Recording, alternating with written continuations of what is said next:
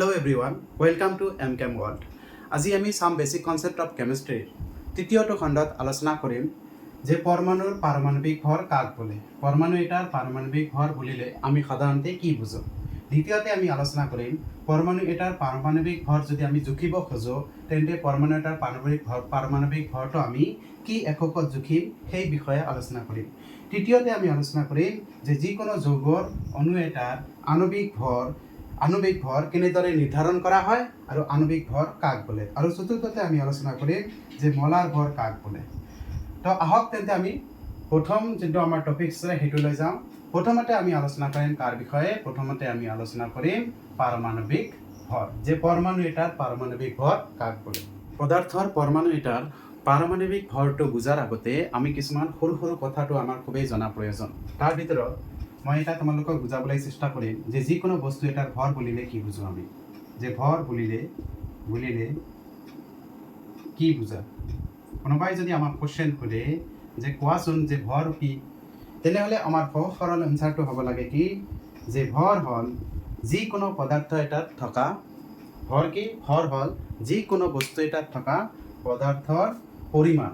যে আমি যদি যিকোনো বস্তু এটা ভাবোঁ সেই বস্তুটোৰ পদাৰ্থৰ পৰিমাণ কিমান হ'ব তাকে আমি কি বুলি ক'ম, ভৰ বুলি ক'ম।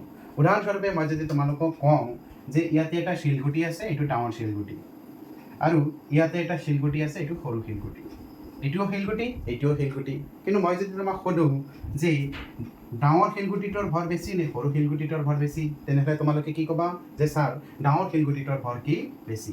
কিয় বেছি? কাৰণ ডাঙৰ শিলগুটিটোত থকা পদাৰ্থৰ পৰিমাণ, ইয়াত কি পদাৰ্থৰ পৰিমাণ, ইয়াত থকা পদাৰ্থৰ পৰিমাণ বেছি, সেইবাবে ইয়াৰ ভৰ বেছি। ইয়াত থকা পদাৰ্থৰ পৰিমাণ কম, সেইবাবে ইয়াৰ কি ভৰ কম, ইয়াৰ ভৰ বেছি। তো আমি কি লিখিব পাৰোঁ যে ভৰ বুলিলে আমি সাধাৰণতে কি বুজিম যে যিকোনো বস্তু এটাত থকা পদাৰ্থৰ পৰিমাণকেই সেই বস্তুটোৰ কি বুলি কোৱা হ'ব, ভৰ বুলি কোৱা হ'ব। তো আমি সকলোৱে জানো যে পৰমাণু কি, যে পৰমাণু হ'ল যে পদাৰ্থ এটা যি সূক্ষ্ম মৌলিক কণিকাৰ দ্বাৰা গঠিত, সেই সূক্ষ্ম মৌলিক কণিকাবোৰক আমি কি বুলি কওঁ, পৰমাণু বুলি কোৱা হ'ব। তো পৰমাণু এনেকুৱা এটা সূক্ষ্ম কণিকা যাক আমি কি খালী চকুৰে দেখিব নোৱাৰোঁ বা যাক আমি কি হাতেৰে স্পৰ্শ কৰিব নোৱাৰোঁ সহজে। তো এতিয়া যদি মোৰ কোৱেশ্চন হ'ল যে যি বস্তুটোক আমি খালী চকুৰে দেখা নাপাওঁ, যি বস্তুটোক আমি ভালদৰে হাতেৰে ধৰিব নাপাওঁ, সেই বস্তুটোৰ আমি ভৰ জুখিব হ'লে সেইটো কিমান কঠিন কাম হ'ব। তো সেইকাৰণে মই যদি কওঁ যে পৰমাণু এটাৰ ভৰ যদি আমি কেজি এককত জোখোঁ, পৰমাণু এটাৰ ভৰ যদি আমি গ্ৰাম এককত জোখোঁ, বা পৰমাণু এটাৰ ভৰ যদি আমি মিলিগ্ৰাম এককত জোখোঁ, তেনেহ'লে আমাৰ কি হ'ব, এই তিনিটা বস্তু আমাৰ ভৰ জোখাৰ কাৰণে বহুত কঠিন কাম হৈ যাব। সেইকাৰণে কি কৰিছে চাইণ্টিষ্টবিলাকে কি কৰিছে, পৰমাণু এটাৰ ভৰ জোখাৰ বাবে এটা স্পেচিয়েল ইউনিট বনাইছে। সেই ইউনিটটো কি, সেই ইউনিটটো হ'ল কি AMU। এতিয়া AMU কি, বা ইয়াক আমি যদি এছামিছত কওঁ ইয়াক কি বুলি কয়, ইয়াক কয় পাৰমাণৱিক ভৰ একক। ইয়াক কি বুলি কয়, AMU ইংলিছত কয় আৰু এছামিছত কয় পাৰমাণৱিক ভৰ একক। AMU ফুল ফৰ্ম যদি মই লিখোঁ কি লিখিম, এটমিক মাছ ইউনিট, আৰু এছামিছত ইয়াক কয় পাৰমাণৱিক ভৰ একক। এতিয়া এই বস্তুটো ক'ৰ পৰা আহিল, কেনেকৈ আহিল, সেইটো বস্তু বুজাৰ আগতে মই তোমালোকক সৰুকে পাৰমাণৱিক ভৰৰ ডেফিনিশ্যনটো প্ৰথমে এবাৰ দেখুৱাই দিব খুজিছোঁ। ইয়াতে চোৱা মই কি লিখিছোঁ যে পাৰমাণৱিক ভৰ কি, পৰমাণু এটাৰ পাৰমাণৱিক ভৰ কি, ই হ'ল যে পৰমাণু এটাত থকা পদাৰ্থৰ পৰিমাণ, যে যিকোনো পদাৰ্থৰ পৰমাণু এটাত কিমান পৰিমাণৰ পদাৰ্থ আছে, সেই পদাৰ্থৰ পৰিমাণটোকেই আমি কি বুলি ক'ম, পাৰমাণৱিক ভৰ বুলি ক'ম। আৰু পাৰমাণৱিক ভৰটো আমি কি এককত জোখোঁ, পাৰমাণৱিক ভৰটো আমি জোখোঁ AMU এককত। ইয়াক এটমিক মাছ ইউনিট বুলি কয় বা পাৰমাণৱিক ভৰ একক। এতিয়া বলক আমি চাওঁ যে এক পাৰমাণৱিক ভৰ একক কি বস্তু। তো ইয়াতে চাবা মই ডেফিনিশ্যনটো লিখি দিছোঁ যে কাৰ্বন 12 পৰমাণু এটাৰ 12/1 ভৰৰ পৰিমাণকেই কি বুলি কোৱা হয়, এক পাৰমাণৱিক ভৰ একক বুলি কোৱা হয়। মই ইয়াতে কি লিখিছোঁ যে কাৰ্বন 12 পৰমাণু এটাৰ 12/1 ভৰৰ পৰিমাণকেই এক পাৰমাণৱিক ভৰ একক বুলি কোৱা হয়। এতিয়া মোৰ কথা হ'ল ইয়াতে বহুত বস্তু তোমালোকৰ বুজিব আছে। প্ৰথমতে মই বুজাব খুজিছোঁ যে ইয়াত কাৰ্বন 12 মানেনো কি। তো দেখা গৈছে যে আমি প্ৰকৃতিত পোৱা বিভিন্ন পৰমাণুবোৰৰ বিভিন্ন ৰূপ থাকে। অৰ্থাৎ আমি যদি কওঁ হাইড্ৰজেন পৰমাণু, কি পৰমাণু? হাইড্ৰজেন পৰমাণু। হাইড্ৰজেন পৰমাণু। তো আমি যদি কওঁ হাইড্ৰজেন পৰমাণুৰ সংকেত কি, তো আমি লিখিম হাইড্ৰজেনৰ পৰমাণুৰ সংকেত হ'ল H। তো এই হাইড্ৰজেন পৰমাণুটো প্ৰকৃতিৰ তিনিটা ৰূপত পোৱা যায়। কেইটা ৰূপত? তিনিটা ৰূপত পোৱা যায়। ইয়াত এটা, দুটা, তিনিটা ৰূপত পোৱা যায়। আৰু তিনিটা হাইড্ৰজেন পৰমাণুৰ যিটো পাৰমাণৱিক ভৰ হয়, সেই পাৰমাণৱিক ভৰটো কি হয়? বেলেগ বেলেগ হয়। তো আমি যদি চাওঁ যে ভালকৈ যদি চাওঁ, তো এটা হাইড্ৰজেন পৰমাণু আছে যাৰ পাৰমাণৱিক ভৰ আমি 1 পাওঁ, আৰু আন এটা হাইড্ৰজেন পৰমাণু আছে যাৰ পাৰমাণৱিক ভৰ আমি 2 পাওঁ, আৰু আন এটা হাইড্ৰজেন পৰমাণু আছে যাৰ পাৰমাণৱিক ভৰ আমি কি পাওঁ? পাৰমাণৱিক ভৰ পাওঁ আমি কিমান? 3 পাওঁ। ঠিক আছে। তো এই তিনিওটা হাইড্ৰজেন পৰমাণু একেটা বস্তু, হাইড্ৰজেন পৰমাণুৱে হয়, কিন্তু ইয়াৰ প্ৰকৃতিত এটা হাইড্ৰজেন পৰমাণুৰ পাৰমাণৱিক ভৰ কেতিয়াবা 1 হয়, আন কিছুমান হাইড্ৰজেন পৰমাণু আছে যাৰ পাৰমাণৱিক ভৰ 2 হয়, আৰু আন কিছুমান হাইড্ৰজেন পৰমাণু আছে যাৰ পাৰমাণৱিক ভৰ কি হয়? 3 হয়। কিন্তু ইয়াতে যদি আমি ভালকৈ চাওঁ তেনেহ'লে এই প্ৰতিটো হাইড্ৰজেন পৰমাণুৰ এটা কমন বস্তু আছে। কি কমন বস্তু আছে? যে ইয়াৰ পাৰমাণৱিক সংখ্যা 1, ইয়াৰো পাৰমাণৱিক সংখ্যা 1, ইয়াৰো পাৰমাণৱিক সংখ্যা 1। তো আগতে আমি ডিছকাছ কৰিছিলোঁ আগৰ ভিডিঅ'ত যে পাৰমাণৱিক সংখ্যা কি? পাৰমাণৱিক সংখ্যা হ'ল যিকোনো পদাৰ্থৰ পৰমাণু এটাত থকা প্ৰটনৰ সংখ্যা। আমি জানো পদাৰ্থৰ পৰমাণু এটা তিনিটা বস্তুৰ দ্বাৰা গঠিত: ইলেক্ট্ৰন, প্ৰটন আৰু নিউট্ৰন। মই তোমাক কি কৈছিলোঁ? পাৰমাণৱিক সংখ্যা কি? যে পদাৰ্থৰ পৰমাণু এটাত থকা প্ৰটনৰ সংখ্যাক আমি কি বুলি কোৱা হয়? পাৰমাণৱিক সংখ্যা বুলি কওঁ। তো এতিয়া চোৱা, ইয়াত তোমালোকে এই যে তিনিটা বেলেগ বেলেগ হাইড্ৰজেন মই লিখিছোঁ, এই হাইড্ৰজেন তিনিটাৰ পাৰমাণৱিক ভৰ বেলেগ বেলেগ হ'লেও ইহঁতৰ পাৰমাণৱিক সংখ্যা একেই। ইয়াৰো 1, ইয়াৰো 1, ইয়াৰো 1। তো যিবোৰ পৰমাণুৰ পাৰমাণৱিক ভৰ বেলেগ বেলেগ কিন্তু পাৰমাণৱিক সংখ্যা একেই, সেই পৰমাণুবোৰক আমি কি বুলি কওঁ? সেই পৰমাণুবোৰক আমি কওঁ সমস্থানিক। কি বুলি কওঁ? সমস্থানিক। ইংলিছত কি বুলি কয় ইহঁতক? ইংলিছত কয় আইসোটপ। ইহঁতক কি বুলি কয়? আইসোটপ। ঠিক সেইদৰে যদি আমি হাইড্ৰজেনৰ দৰে কাৰ্বনক চাওঁ, তেনেহ'লে কাৰ্বন পৰমাণুৰো বেলেগ বেলেগ ৰূপ থাকে। কাৰ্বন প্ৰকৃতিত 12 হিচাপে পোৱা যায়, কাৰ্বন প্ৰকৃতিত 13 হিচাপে পোৱা যায়, কাৰ্বন প্ৰকৃতিত 14 হিচাপে পোৱা যায়। এই তিনিটা বস্তুৰ পাৰমাণৱিক ভৰ যদিও বেলেগ বেলেগ, সিহঁতৰ এটা কমন পইণ্ট কি আছে? সিহঁতৰ পাৰমাণৱিক সংখ্যা সদায় কি হয়? 6 হয়। এইটোৰো 6, এইটোৰো 6, এইটোৰো 6। কেৱল ইহঁতৰ মাজত পাৰ্থক্যটো কি? যে কিছুমান কাৰ্বন পৰমাণু পাৰমাণৱিক ভৰ 12 বিশিষ্ট হয়, কিছুমান 13 বিশিষ্ট হয়, আৰু কিছুমান 14 বিশিষ্ট হয়। তেনেহ'লে এইকেইটাক আমি কি বুলি ক'ব পাৰোঁ? এইকেইটাক আমি কি বুলি ক'ব পাৰোঁ? কাৰ্বনৰ সমস্থানিক বুলি ক'ব পাৰোঁ। সমস্থানিক মানে কি? যিবোৰ পৰমাণুৰ পাৰমাণৱিক সংখ্যা একে কিন্তু পাৰমাণৱিক ভৰ বেলেগ বেলেগ, সেইবোৰক আমি কি বুলি কওঁ? সমস্থানিক বুলি কওঁ। তো ইয়াতে যে মই লিখিছোঁ যে কাৰ্বন 12 মানে কি বুজাইছে? যে কাৰ্বনৰ যি তিনিটা সমস্থানিক আছিল তাৰ ভিতৰত কোনটো সমস্থানিক বুজাইছে? যোনটো কাৰ্বন পৰমাণুৰ পাৰমাণৱিক ভৰ 12। তো সেইকাৰণে মই ইয়াত লিখিছোঁ যে কাৰ্বন 12 পৰমাণু এটাৰ কি? কাৰ্বন 12 পৰমাণু এটাৰ 12/1 ভৰৰ পৰিমাণকেই এক পাৰমাণৱিক ভৰ একক বুলি কোৱা হয়। অৰ্থাৎ মই যদি লিখোঁ 1 AMU, কি লিখিছোঁ? 1 AMU। 1 AMU মানে 1 এটমিক মাছ ইউনিট অৰ এক পাৰমাণৱিক ভৰ একক। ইয়াক যদি মই লিখোঁ, ইয়াক মই এনেকৈ লিখিব পাৰোঁ। কি লিখিব পাৰোঁ? যে এটা কাৰ্বন 12 পৰমাণুৰ ভৰ, এটা কাৰ্বন 12 পৰমাণুৰ ভৰ। আৰু এই ভৰটোক কিহেৰে ভাগ কৰিব লাগিব? এই ভৰটোক আমি ভাগ কৰিব লাগিব 12 দি ভাগ কৰিব লাগিব। ভাগ কৰাৰ পিছত এটা কাৰ্বন 12 পৰমাণুৰ ভৰটোক আমি 12 ভাগ কৰাৰ পিছত যোনটো ভাগ পাম, সেই ভাগটোক আমি কি বুলি ক'ম? এক পাৰমাণৱিক ভৰ একক। এতিয়া কথা হ'ল, যদি আমি এটা কাৰ্বন পৰমাণুৰ ভৰটো প্ৰথমতে জানিব লাগিব। এটা কাৰ্বন 12 পৰমাণুৰ ভৰ জানিলে আমি 1 AMU ওলাব পাৰিম। তো চাইণ্টিষ্টসকলে আমাক কি কৰিছে? এটা হিচাপ কৰিছে। ইহঁতে হিচাপ কৰি উলিয়াই দিছে যে এটা কাৰ্বন 12 পৰমাণুৰ ভৰ কিমান হয়? 1.9924 × 10⁻⁻24 গ্ৰাম। এটা কাৰ্বন 12 পৰমাণুৰ ভৰ কিমান হয়? 1.9924 × 10⁻⁻23 গ্ৰাম। আৰু এইটোক যদি আমি 12 ভাগ কৰোঁ, কিমান ভাগ কৰোঁ?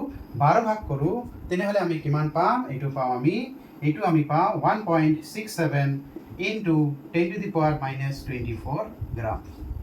আৰু এইটো কাৰ সমান? এইটো হৈছে আমাৰ 1 AMUৰ সমান। অৰ্থাৎ 1 AMU মানে এক পাৰমাণৱিক ভৰ এককৰ সমান। তো আজিৰ পৰা যদি কোনোবাই তোমাক কয় যে এক পাৰমাণৱিক ভৰ একক কি, তোমালোকে সহজ সৰলভাৱে উত্তৰ দিবা কি যে কাৰ্বন 12 অৰ্থাৎ কাৰ্বনৰ তিনিটা সমস্থানিকৰ ভিতৰত কাৰ্বন 12 পাৰমাণৱিক ভৰ বিশিষ্ট সমস্থানিকটোৰ পৰমাণুটোৰ এটা ভৰৰ 12/1 ভৰৰ পৰিমাণকে আমি কি বুলি কওঁ, এক পাৰমাণৱিক ভৰ একক বা 1 AMU। তেনেহ'লে আমি কি পালোঁ যে 1 AMU ইজিকেলটো কিমান, 1 AMU ইজিকেলটো হ'ল 1.67 into 10 to the power minus 24 গ্ৰাম। এতিয়া এই যে 1 AMU ইজিকেলটো ইমান গ্ৰাম পালোঁ, এই মানটোকে কি কৰিছে চাইণ্টিষ্টসকলে বিভিন্ন পৰমাণুৰ লগত তুলনা কৰিছে।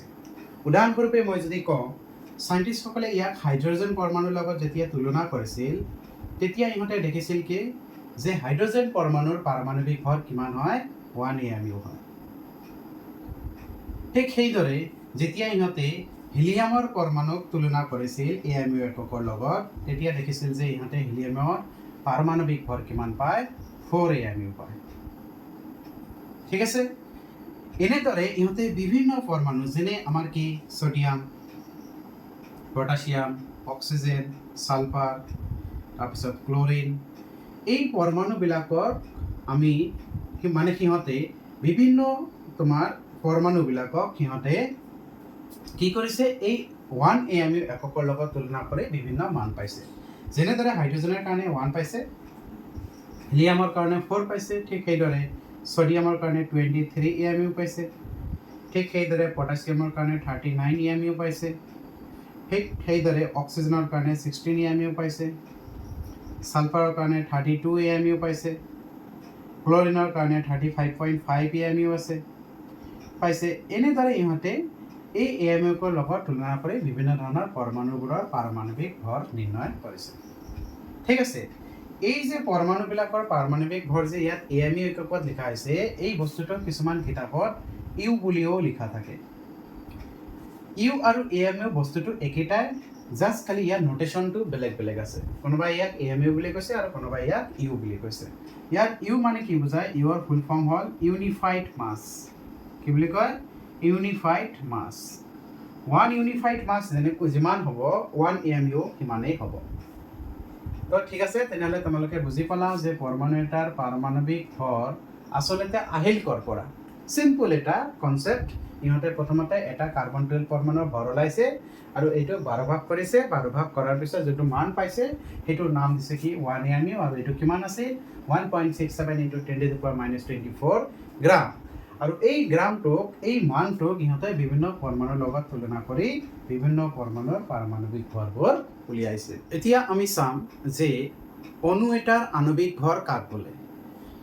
আণৱিক ভৰ কি, যিকোনো পদাৰ্থৰ অণু এটাত থকা পৰমাণুবোৰৰ পাৰমাণৱিক ভৰৰ যোগফলৰ সমষ্টিকেই কি বুলি কোৱা হয়, আণৱিক ভৰ বুলি কোৱা হয়। ইয়াতে চোৱা, মই ডেফিনিশ্যনটো তোমালোকক চোৱাৰ বাবে লিখি দিছোঁ। ইয়াতে কি লিখিছোঁ চোৱা, যে যিকোনো পদাৰ্থৰ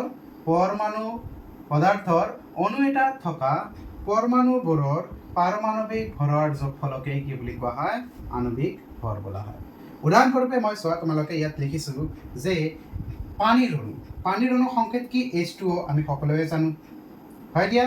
অক্সিজেনৰ অণু সংকেত হ'ল O2, আৰু কাৰ্বন ডাই অক্সাইডৰ অণু সংকেত হ'ল CO2।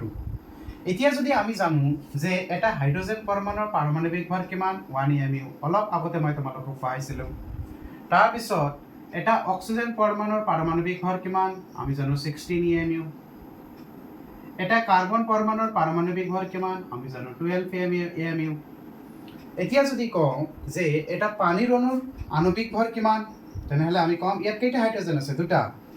তো এটাৰ যদি 1 হয় তেনেহ'লে দুটাৰ কি হ'ব 2, 1 into 2 কি হ'ব AMU, হয়, প্লাছ আৰু ইয়াত অক্সিজেন কেইটা আছে, এটা অক্সিজেনৰ কিমান 16 AMU হ'ল।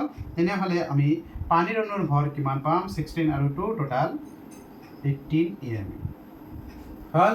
ঠিক সেইদৰে আমি অক্সিজেন অণুৰ আণৱিক ভৰ ওলাব পাৰিম। এটা অক্সিজেনৰ ভৰ কিমান 16, তেনেহ'লে ইয়াত কেইটা আছে, 2টা, তেনেহ'লে হ'ব 2 into 16, একক হ'ব কি AMU, অৰ্থাৎ এটা অক্সিজেন অণুৰ ভৰ হ'ব, আণৱিক ভৰ হ'ব 32 AMU।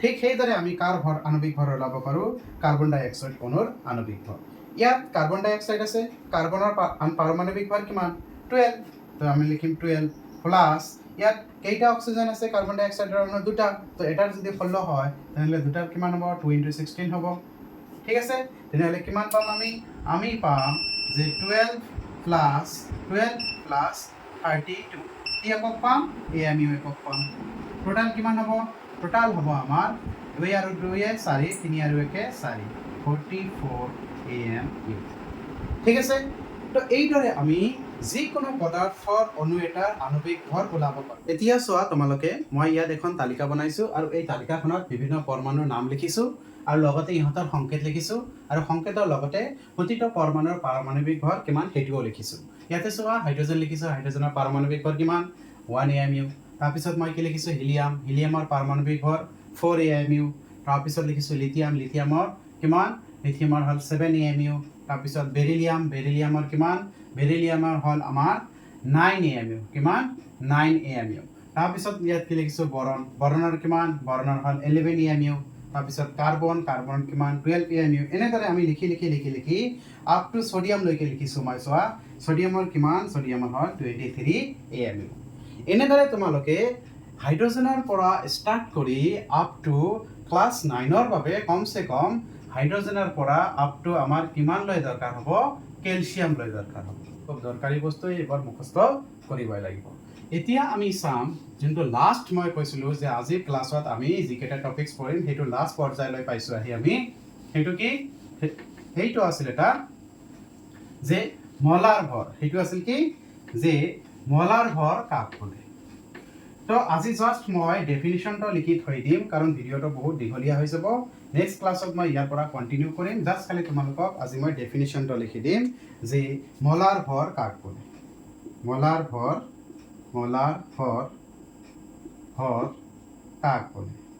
কাক বোলে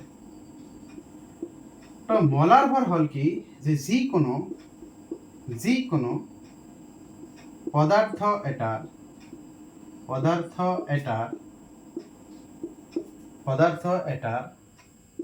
6.022 into 10 to the power 23 টা ভৰৰ পৰিমাণক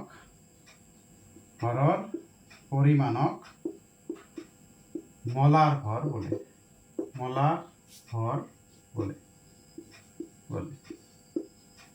ঠিক আছে কি ক'লো যিকোনো পদাৰ্থ এটাৰ এতটাৰ ভৰৰ পৰিমাণক কি বুলি কোৱা হ'ব মলাৰ ভৰ বুলি কোৱা হ'ব মই যদি কওঁ অক্সিজেন পৰমাণুৰ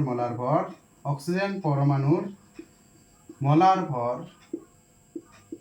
তাৰমানে কিমানটা অক্সিজেন পৰমাণুৰ ভৰ 6.022 into 10 to the power 23 টা অক্সিজেন পৰমাণুৰ ভৰক কি বুলি কোৱা হ'ব তাৰ মলাৰ ভৰ বুলি কোৱা হ'ব ঠিক সেইদৰে মই যদি কওঁ যে তোমাৰ সালফাৰ পৰমাণুৰ মলাৰ ভৰ তেনেহ'লে কিমানটা সালফাৰ পৰমাণুৰ ভৰক আমি সালফাৰ পৰমাণুৰ মলাৰ ভৰ বুলি কম আমি কম 6.022 into 10 to the power 23 টা সালফাৰ পৰমাণুৰ যিটো ভৰ হ'ব তাকে আমি কম কি সালফাৰৰ মলাৰ ভৰ এতিয়া মই যদি কওঁ পানীৰ মলাৰ ভৰ কিহৰ মলাৰ ভৰ পানীৰ অণুৰ মলাৰ ভৰ তেনেহ'লে কিমানটা পানীৰ অণুৰ ভৰক আমি তাৰ মলাৰ ভৰ বুলি কম এইটো একেটাই কথা হ'ব 6.022 into 10 to the power 23 টা পানীৰ অণুৰ যি ভৰ হ'ব তাকে আমি কি বুলি কম পানীৰ অণুৰ মলাৰ ভৰ ঠিক আছে এনেদৰে আমি যিকোনো পদাৰ্থৰ মলাৰ ভৰ উলিয়াব পাৰোঁ নেক্সট ক্লাছত আমি ইয়াৰ ফৰ্থ পাৰ্টত আমি কিছুমান কথা ডিছকাছ কৰিম তাৰ কাৰণে তোমালোকে যদি ভিডিঅ'টো ভাল লাগে ছাবস্ক্ৰাইব কৰিবা তোমালোক আৰু লগতে শ্বেয়াৰ কৰিবলৈ নাপাহৰিবা